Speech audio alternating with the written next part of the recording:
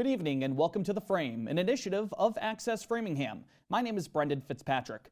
We begin tonight with educational matters as the conversation regarding safety at local schools continued during the Framingham School Committee's most recent meeting on February 7th. Superintendent for Framingham Public Schools, Dr. Robert Tremblay, was at the Memorial Building once more to continue the discourse about keeping both students and faculty members safe. Tremblay gave a presentation on Framingham High School as well as the school system as a whole during last week's City Council meeting. Members of the school community have expressed worries recently regarding truancy, violence, and general misbehavior at various Framingham schools. Tremblay told the committee that FPS is working on initiating a safety group. Feedback from administrators, teachers, and students would all be taken into account, according to the superintendent, who added that the group's formation is a part of their strategy in taking swift action related to safety. He said it's a strategy that can help, quote, create a culture, end quote, for more accountability as well as better behavior. We found that there's a lot of opportunity for improvement. We found that there's behavior plans and things that need to be addressed sooner that may not be implemented or not implemented with fidelity. School committee members advocated for more support to minimize problems caused by a small percentage of students. Tremblay previously explained to the City Council that just under 2% of Framingham High students have been responsible for, quote, high-level unsafe behaviors, end quote, such as fighting. Tiffany Maskell of District 7 said there has to be more clarity for practices via the Code of Conduct, adding testimonies she's heard from some teachers who believe there is not enough consistency within the current system. If our teachers don't feel safe, our students can't learn. If our students don't feel safe, they're lost. They might as well not come to school. Tremblay believes the issue isn't with the code itself, but rather the practice of implementing the code. He contended that the code offers restoration for conflict resolution, while reiterating that complex backgrounds and trauma are often a reality for some students in question. The school committee and Tremblay both agreed that clear expectations for behavior, as well as a direction for situations at all levels of the Framingham school system, have to be solidified. Meanwhile, the Framingham Charter Review Committee has completed their analysis of one section of the city's home rule charter as they voted on amendments regarding Article 4. That part relates to the school committee as well as other elected offices on the Board of Library Trustees and Cemetery Trustees. Notable changes approved by the Charter Review Committee included a stipulation that no member of the school committee or library trustees can hold another elected position within the municipal government simultaneously, while also mandating that the school committee and library trustees conduct periodic performance reviews of the heads of their divisions. Charter committee members agreed that in order to fill vacancies within the school committee within the first 18 months of a 2-year term, a special election would have to be held. Any vacancies after the 18th month of a term would result in the seat being filled through the upcoming regular election. Chair of the Charter Review Committee, Adam Blummer, reminded Framingham residents that changes to the charter are still up for public review and a vote from the City Council following his group's final recommendations, adding that, quote, nothing is final until everything is final. Before we actually send this report, if people have burning thoughts on what we did right, wrong, or should do more of, they can still make those comments and we can still consider them. Mayor Charlie Sisitsky's plan to visit all 9 Framingham districts for community meetings in 2024 will continue later this month in District 5. Residents of that area will be able to attend a meeting with the mayor and other officials on Monday, February 26th. Sisitsky has outlined his intentions to hold a meeting in each of the 9 districts across the city this year. His first meeting was held last month in District 9. For this upcoming meeting, he's invited both District 5 City Councilor Novel Alexander as well as school committee member for the district Judy Steyer to attend. Residents are welcome to ask questions, provide ideas, and give their thoughts during the event, which is set to be held from 6:30 to 8 p.m. at the Farley Administration Building on Flag Drive. A number of officials from the local and state levels joined the United Way of Tri-County and the Massachusetts Emergency Management Agency in celebrating Mass 211 Day on Monday. The ceremony took place in Framingham at MEMA's headquarters to recognize the work being done through Mass 211, which is staffed by the United Way. It's a 24/7 hotline that connects callers with non-emergency information. By dialing 211, people can learn more about restrictions to transportation, locations of shelters, assistance following disasters, opportunities to volunteer, and more. Paul Mina is the president and CEO of the United Way of Tri-County, as well as the executive director of Mass 211. He thanked stakeholders like State Senate President Karen Spilka, as well as the United Way, for their continued support for the service, which received more than 500,000 calls in 2023.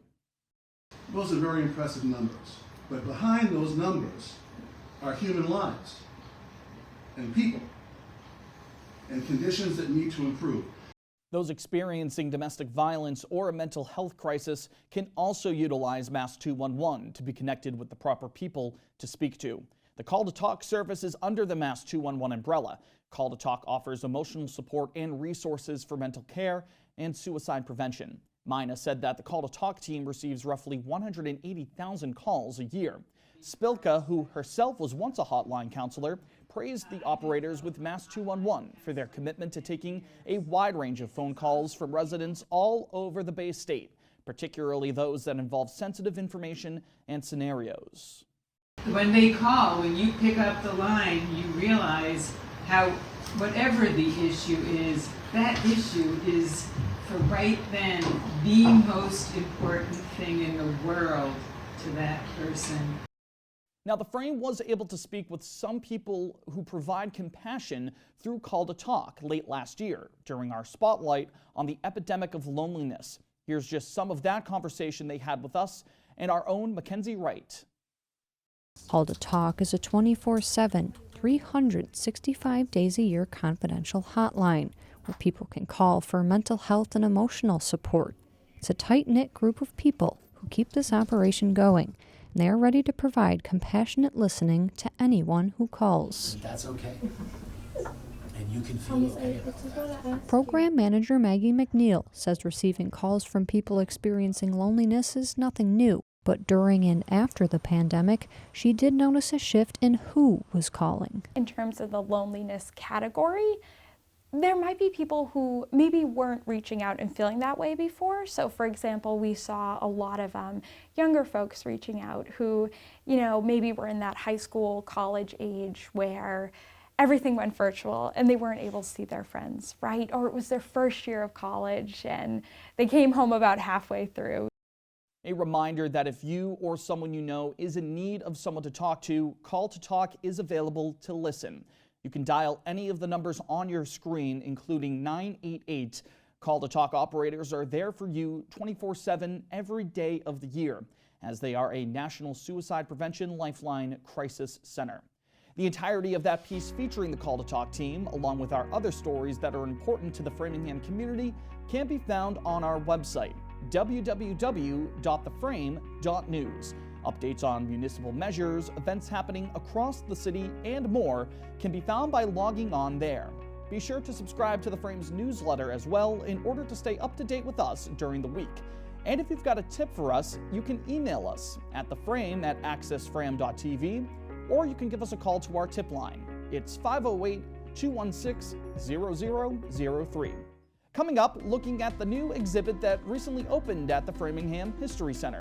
We spoke to the site's executive director and a co-curator of the exhibition. That's next on The Frame. We'll be right back. When I never graduated from high school, I realized I wanted to go back to school because I didn't want to work these back-breaking jobs the rest of my life. With the help of my father and having my son, that was all the motivation that I needed to come back to school. I felt accomplished, made me feel that I could take on whatever challenges life throws at you.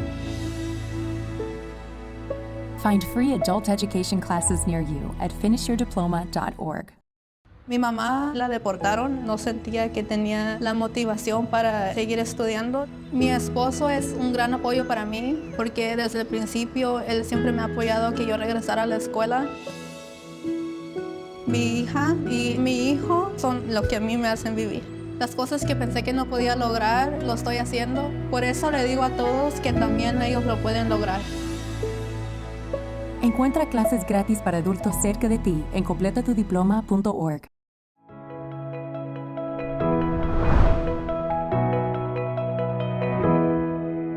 Welcome back to The Frame, as it's now time for our weekly focus. The Framingham History Center officially opened its new exhibit last month. It's called Framingham's Collective Journey, and it explores stories of local immigration from 1960 to the present day. The center is now welcoming visitors to explore the interactive space. In addition to sitting down with the Framingham History Center's Executive Director, Anna Tucker, to learn more about the exhibition, we also spoke with Patrick St. Pierre, its co-curator. Patrick is a first-generation American whose father is from Haiti, while his mother is from Trinidad and Tobago. He shared with us the ways in which his own family's experience migrating to Framingham helped him connect and create the display. I think people inherently want to relate to one another. And so that's been like a founding factor in this whole thing. I saw this story paralleled over and over and over again. The Brazilian population came over here, or like the Puerto Ricans came over to create railroads, and then they brought some other people over to continue to work, and then they got property, and then they established businesses and restaurants. Someone comes over for a reason, and then they establish a community. That story just keeps revolving over and over again, and it's the common thread through all of us. I want it to be a conversation, you know, and that there are so many different places that people can be from, and I want them to be curious about one another. That would create a more connected community. When we encounter other people, we can explore how much is inside that one encounter. When you talk to someone, feel free and feel open to not only say hello, but ask, what's your journey here? And share your own. So I really want this to be a conversation starter. And that's really what stories of immigration and migration culminate in. About 1 in every 3 people who are in Framingham are born outside the United States. What an incredible multilingual, multicultural community to be in. So Framingham's collective journeys, in many ways, the whole heart and soul of it are stories, and the way that people share stories. So a lot of times when we think about history, it's very much sort of event-focused, numbers, dates, locations. When we looked at history, it's not just facts and figures, it's senses. It's the smell, it's the taste, it's the sounds. Make it immersive, make it multi-sensory. I was shopping around for spices for the smell-o-vision section, and you know, first it's like, you think obvious, like basil, and then you got your oregano, and you got your thyme. But actually for me, it's like, you know, Goya Saison, and that like threw me back to a kid in the kitchen. Every time I had somebody smell that, they're like, oh, that's Saison.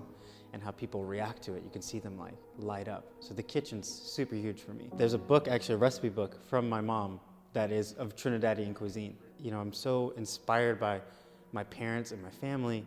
I got a chance to honor them. Like, you know, as a Caribbean, the colors, super bright.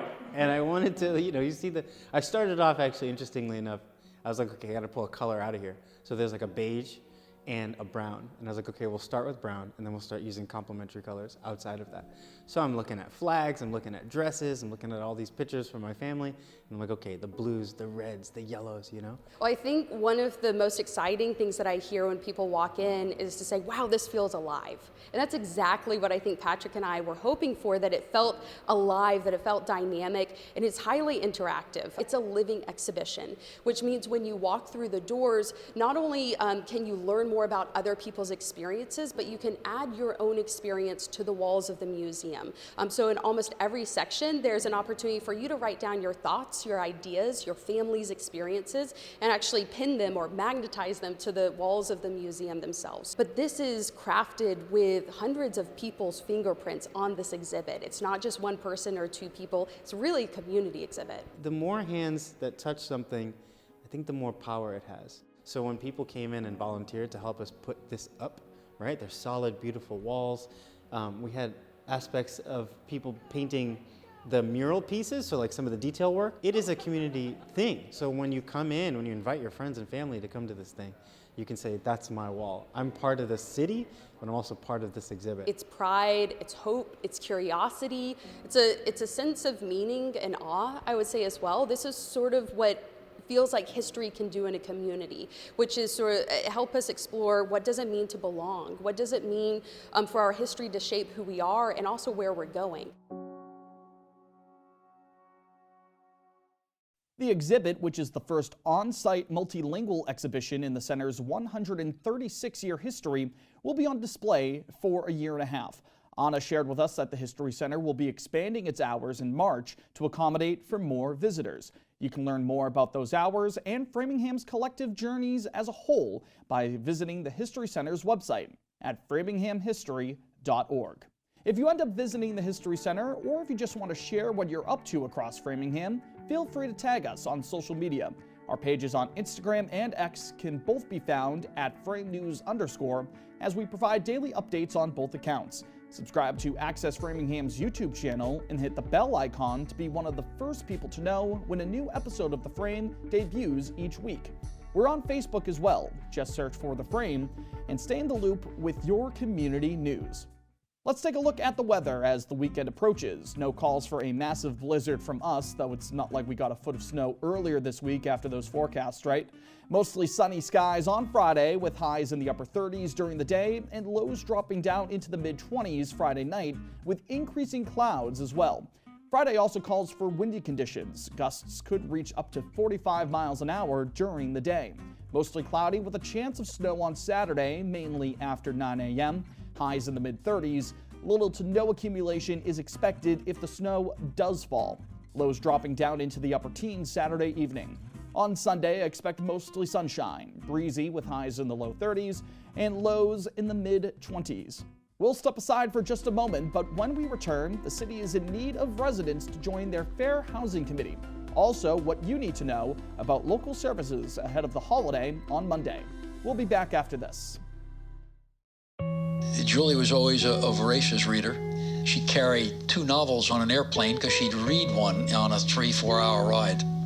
And at some point, I began to notice that she would read a page and couldn't remember what she had just read, and she'd have to go back and read it again.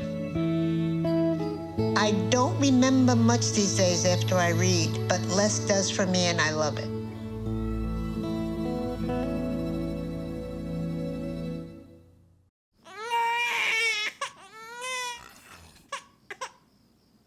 Si los amas como para aspirarle los mocos a las 4 de la mañana, entonces seguramente visitarás nhtsa.gov/protegidos para comprobar que van en el car seat correcto. Welcome back in. Let's see what else is happening in our community. A grant program is benefiting Greater Framingham Community Church along with other organizations across the area. Food, along with other essential items and services to combat food insecurity across the greater Boston area, will be funded through Project Dash, a program created by the company DoorDash. Project Dash provided $23,000 to 11 organizations, including Greater Framingham Community Church, for costs related to food, staffing, access, and more. Meanwhile, residents are being encouraged by Mayor Charlie Sisitsky to apply to join the Framingham Fair Housing Committee. The 13-member group was previously inactive, but now they'll meet again to promote housing in the city that is safe, accessible, and affordable, according to officials. A number of seats on the committee needs to be filled. Terms end at the end of June in 2025, 26, or 27. The deadline to apply for the Framingham Fair Housing Committee is Friday, March 1st. The application can be found on the Form Center at framinghamma.gov. An apartment complex had to be evacuated by the Framingham Fire Department this past weekend due to a pair of incidents regarding carbon monoxide. Multiple detectors were activated at 5 and 7 Georgetown Drive at 9 a.m. this past Saturday, according to Fire Chief Michael Dutcher. An investigation from the fire department found a malfunctioning exhaust pipe leading to high CO levels. All occupants had to leave the buildings while they were ventilated. Dutcher reported that a toddler had to be taken to a hospital afterwards, but occupants were able to re-enter a few hours later. However, fire crews were dispatched to the site again Sunday evening. As Dutcher said, one unit was registering elevated levels of CO. The complex's boiler was shut down and units were provided with space heaters before repairs were eventually made by a plumbing company, according to officials.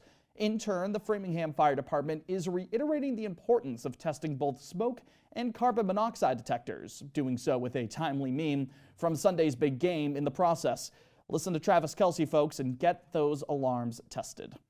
The federal tax filing window is now open, and the Internal Revenue Service will soon begin testing their direct file program with taxpayers from a number of states, including Massachusetts. Direct File is a free tool to file taxes directly with the IRS.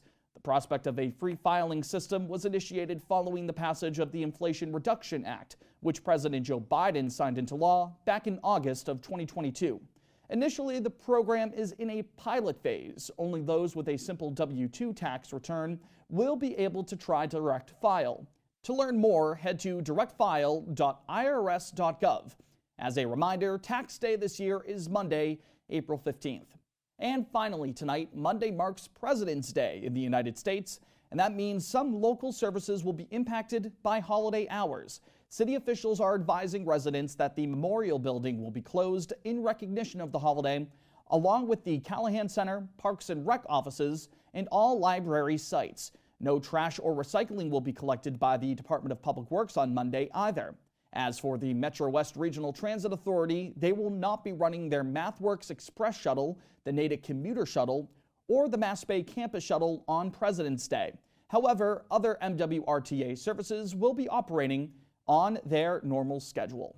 A reminder to you now that The Frame is an initiative of Access Framingham, your local media center located on Vernon Street.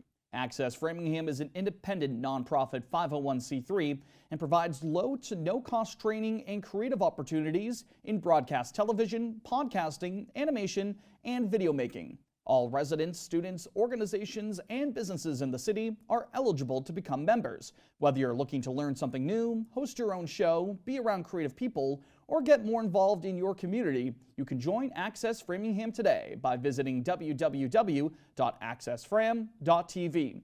This month's open house at Access Framingham will be held on Saturday, February 24th from 10 a.m. to noon. Keep an eye on your inbox for our newsletter, which will have updates and more information. Access Framingham can be found on RCN Channel 3, RCN HD Channel 1100, Comcast Channel 9, and Verizon Channel 43. That'll be it for this week's Framingham News in Focus. For everyone here at The Frame, thank you for spending your time here with us tonight. I'm Brendan Fitzpatrick. We'll talk to you next week. Take care.